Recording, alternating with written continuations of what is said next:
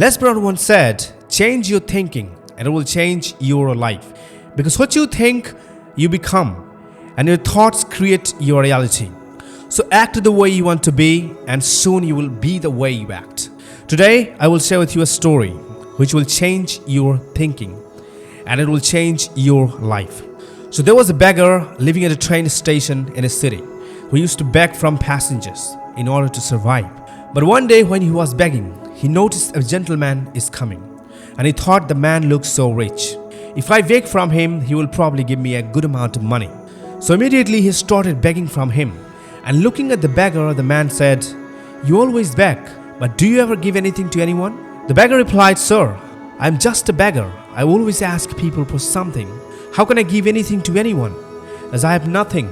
The gentleman said, "If you can't give anything to anyone, then you have no right to ask for anything. I am a businessman and I believe in give and take. If you have something to offer me, then I can give you something in return." Saying this, the man got on the train and left. Meanwhile, the beggar started thinking about what the man said, and the man's words really sank deep into the beggar's heart. He started thinking, maybe I'm not getting much money from begging because I have nothing to give in return. But I'm just a beggar. I have nothing to give to anyone. But how long will I keep begging without giving anything in return? He started questioning him. And after thinking for a long time, the beggar made a decision that from now, whoever give me alms, I would give something back to them in return. But then a question started popping up in his mind. But what can I possibly give in return? And he kept thinking about this for 2 long days, but he could not find any answer to his question. On the 3rd day, while he was sitting at the station, he noticed there were some flowers. And he thought, what if I give some flowers in return to people? And he liked this idea. So he plucked out some flowers from there. And now whenever someone gave him alms, he gives them flower in return. And people happily kept those flowers with them. And from then, the beggar started giving flowers to everyone.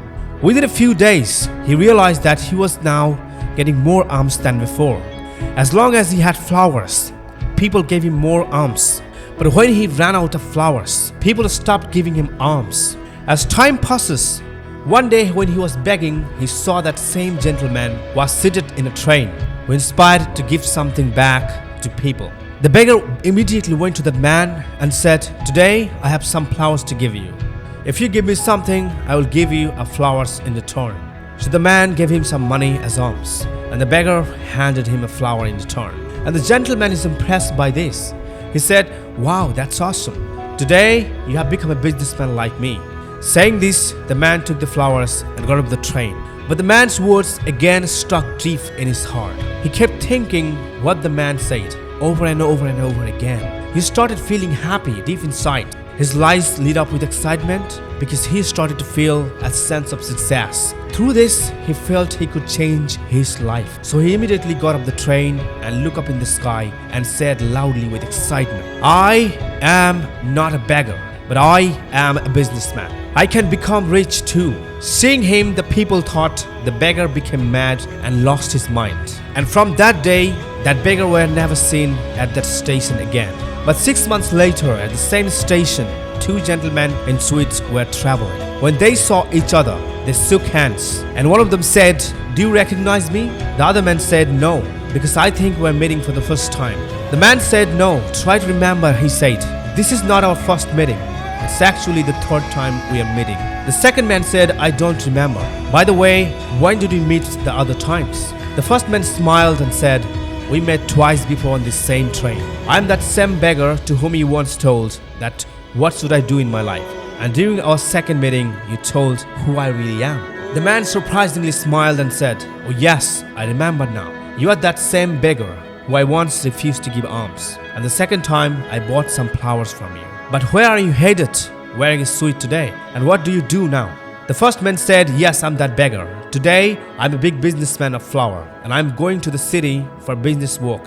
After a moment, the first man again said, "Sir, you taught me the law of nature and business, according to which we only receive something when we give something in return. And I understood this very well. But I always considered myself just a beggar.